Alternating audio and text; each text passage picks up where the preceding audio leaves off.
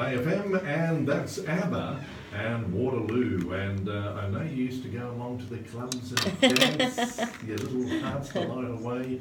Oh, Madonna guy, they were the days. Hey, he was very interesting, wasn't he? He was fantastic. Very quickly, and we will have him back because that is a very relevant study considering how many people are suffering dementia, Alzheimer's. Yeah.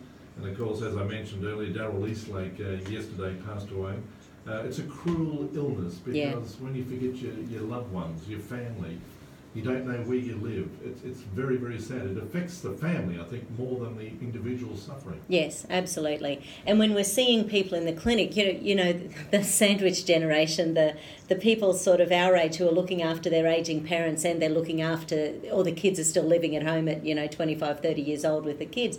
You know, there's sort of a generation of people who are highly stressed, who are starting to see their health decline because they've been carers for 10, 20, 30 years. And then they're worried that they're going to, start losing their health. Absolutely. So it's something that there's lots of research going on about memory, as you can imagine, and trying to prevent dementia. Obviously, the pharmaceutical industries, how interesting is that? Yeah, they dropped it. They dropped the study. That's quite fascinating that they're just not going to put more research into dementia drugs. That doesn't make sense. Or maybe they realise, and we don't know, but maybe they realise that there is a solution. A very simple one, which they can't profit. Yeah, it might be more herbal or, diet or all the things we've been talking about, because that's one of the things with genes these days. And I don't know whether they've really found that dementia is a genetic thing, but certainly they've found Alzheimer's. There are some genes linked in with Alzheimer's.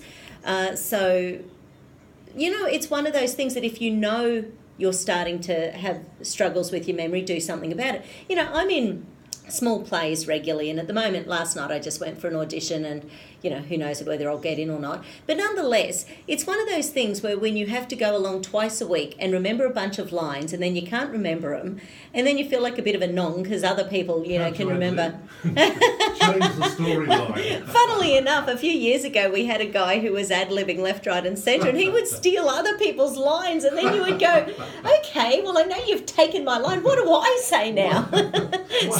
What theatre group is this? The comedy theatre group of police? Absolutely. Tell you what, you make a lot of money out of that. So it's funny because each time I sort of do it as a bit of a challenge to myself, and I've taken on bigger roles the last few years, even though that requires more memory ability to do it. And it is very interesting seeing how your brain works, because once again, the old stress. I can absolutely know my lines away from the theatre. We just say you and I were reading lines. I could know them all, left, right and centre. Hop up on stage, totally gone. Well, you've got to get on to Bacopa Money area. I've got to get the whole cast on it, actually. So there's, So there's something called corpus callosum shutdown. That's what I was going to say. And that's for people who have stage fright or they exams, when their brain shuts down during exams, or if they go to a doctor. How often do you go to a doctor and you go, there's 3 things I want to ask him about, and you come in and you go, darn, I forgot to ask him about. Yes, I've done that. I've walked out and I thought, and I had to turn around and say, I won't mention his name. Yeah. By the way, and he said many a time, come back in, and he starts again. Meanwhile, the queue outside is growing and growing. And this is where making lists, it seems like something that isn't allowing our memory to stay good if we actually make lists. But what it does is takes the stress away from remembering. So if you've got stress around remembering, that can be linked in with your childhood. Stress is a terrible thing, isn't it? I remember in grade 4, in the days when they used to do the cuts with kids. So I got plenty of times. Yep, and there was a particular day when it was about what we were supposed to have learnt the night before with our spelling and everything. And I reckon 80% of the class was up the front, and they each got, a paddle whack. And I was one of the ones who was okay, which was, I'm terrified of pain, as you know. So it's not, I'm not a good, yes. I'd be a great Madam Lash, but not on the receiving end. I can remember my headmaster, well, we called him Gus.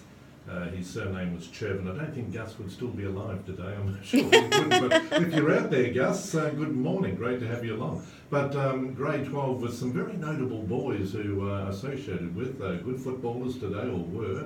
And one actually spoke at the opening of the Commonwealth Games down the coast.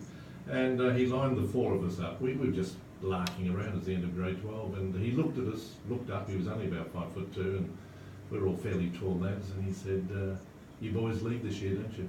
And we said, "Yes, sir." He said, "Get out. Go."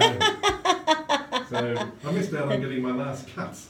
Yeah, right. Good school. Yeah. Well, it was, for me, the fear of pain actually worked to help me be a better student. For me, it worked. Well, what about when your mother said, as my mum used to say, "Wait until your father comes Oh. home"? That would ruin your whole day, especially if it was set at 8 o'clock in the morning. You were shattered because you knew what Dad was capable of. Yes. So memory, and we do have, there's lots, and what I was sort of insinuating before with Gerald is that sometimes you might get a company that just grabs the bacopa leaves, crushes them up, makes them into a tablet, so it's not the activated parts. In the same way... Ginseng. Well, no, for the bacopa, or, well, for any herb. So it depends on the brand as to how much of the activated substances are actually in those herbs. Might only be 10%. It might, yeah. And remember when we were talking to the researchers about the curcuminoids, so the activated curcuminoids in turmeric is only 3 to 5%. So if someone takes the whole turmeric to get the curcuminoids, the whole thing, you're really only looking a very small amount as the volatile oils. So yes, it's fantastic to have it in your food and to have it in drinks and to put it in your smoothies as a whole root, but nonetheless it's not going to be as potent if you need that huge anti-inflammatory action. If you've got big inflammation going on in your body, you need big supplements to help to reverse that. It takes, and like Gerald said, it's not an overnight fix either. And particularly the men again in my clinic, I have wives coming in and saying, he took a few of those tablets, but he didn't really follow. I said, did he even finish the bottle? And they go, oh no, he didn't notice anything after a few days, so he stopped. Well, I'm pretty good now with the stuff you've passed on to me. Every morning I take my... Yes. Your bergamot? Bergamot, 2 of those. Yes. Krill oil. Yes. And what's the other one? Oh, the adrenotone, the ginsengs. Yes, yeah. And my little friend the other day said, "You don't need those." I said, "No, I'm going to take them because they don't do any harm." No. And I do feel good. Yes. And it was funny, I mentioned krill oil to Georgia yesterday in the clinic and was talking to her about that research about the sportsman and how it improved the immunity. Yes. And she immediately said, well, it's not going to be the EPA and DHA because there's not very much of those in krill oil. It'll be that azathan, the active ingredient in the krill oil that isn't in normal fish oils. So I said, yes, that's what Steve and Eddie said. So Steve and Eddie Gourmet. Stevie Lawrence and Eddie Gourmet. Yeah. So there really is a lot you can do with memory. And once again, the hugging, what he was saying before, I was actually having a look. There's been an 8-year study, or maybe it's 7 years. It's called the Chicken Project. Have you heard about that? No. But... It was in a little old people's home somewhere in England, I think. And basically what they decided to do was to get the chickens, but the people in the home had to look after them. They were only allowed to have the chickens if the people living there fed them, picked up the eggs, cuddled them, and cleaned out their cages and everything. And all of these people started getting better quality of life. So cuddling, affection must work. Absolutely. And it's why, sometimes when I'm with my elderly clients who are very, very lonely, which is a huge thing, then I say, you really need to get a pet. You really need to get a pet. Mr. Johnson down the road. Oh dear, it's so simple when you think about it. It is. We are humans, we are social people. Yeah. And to lock yourself away, as Jerry said, cocoon yourself into an apartment, very dangerous. Yeah. Hey, we'll come back in a moment. We might have a cuddle while we listen to Madonna, right here at Bay FM. Lovely to have your company Friday morning.